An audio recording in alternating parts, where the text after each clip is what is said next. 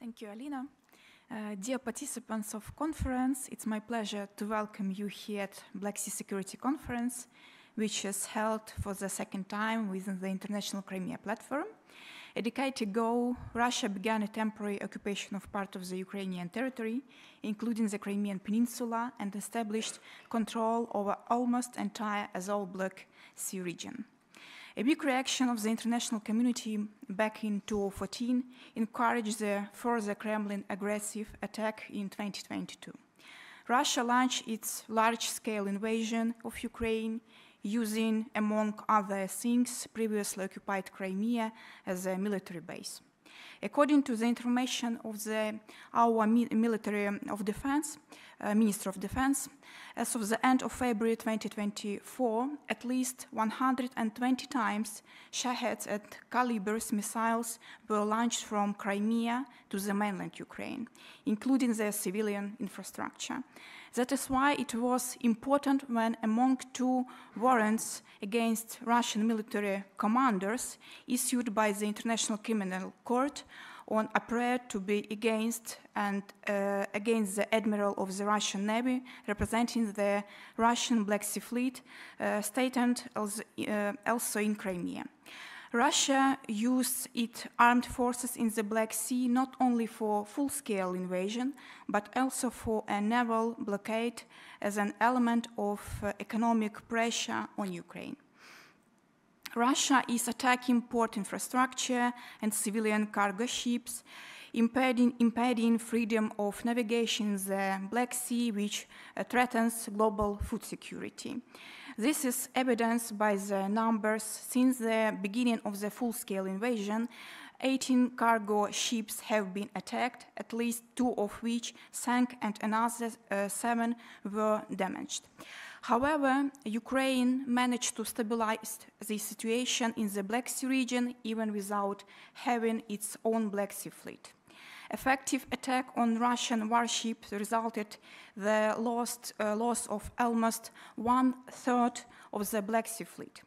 Ukrainian Black Sea ports were unblocked and hundreds of ships have already successfully used it. And in 1 year, Ukraine has managed to increase 4 times its maritime transport capacity. It is important to underline that this success is two-folded: courage and skill of Ukrainian armed forces, plus Western supplied weapons. In the meantime, Ukraine's success in the Black Sea encouraged resistance movement in Crimea. Ukrainian citizens, sensing Russian vulnerability around Crimea, are more active in expressing their anti-occupation and pro-Ukrainian position. Yes, we do not have access to the territory of Crimea and cannot study public opinion, especially given the fact that Crimea was massively colonized within 10 years. However, we can rely on the data provided by the Russian occupiers themselves about persecution of our citizens for the so-called discreditation of the armed forces. As of mid-March 2024, we have recorded 737 such cases in the occupying courts. Our citizens are intimidated, harassed on social media. Special forces are used to arrest those who sing Ukrainian songs. They are forced to apologize on camera. They have to pay fines or even imprisoned. However, this does not stop people in all the corners of the Crimean Peninsula. Regional security begins not so much with fleets or ports, but with the security of each individual. While Crimea is occupied, we cannot talk about any security in this region. It is especially true for the indigenous peoples of Ukraine, for whom Crimea is their only home: Crimean Tatars, Karaids, and Krimchaks. Ukraine cannot just watch how the occupiers abuse its citizens in the occupied territories. That is why we claim that Ukraine cannot accept any compromises on territorial integrity. For us, it's about the people in the first place. But also, this would threaten the existence of the Ukrainian state. We are convicted of the need to liberate Crimea and the need to involve key countries in the region and Europe in restoring security.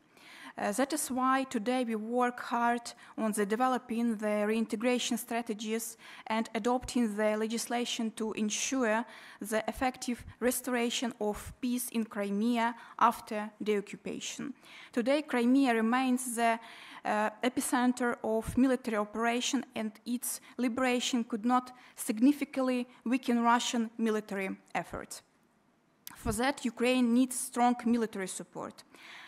This is especially important given the fact that current Russia is actively creating the infrastructure connecting occupied Crimea and previously occupied eastern Ukrainian regions. This includes railways and roads which could potentially be used in the future for another large-scale invasion against Odessa, Kherson, and Mykolaiv. This is one of the key reasons why Ukraine needs strong armed support today to prevent the creation of this transport belt and consequently the strengthening of Russia. I am sure this will also discussed within the current conference, including its expert dimension. With this, I thank you for your attention and wish you a fruitful discussion.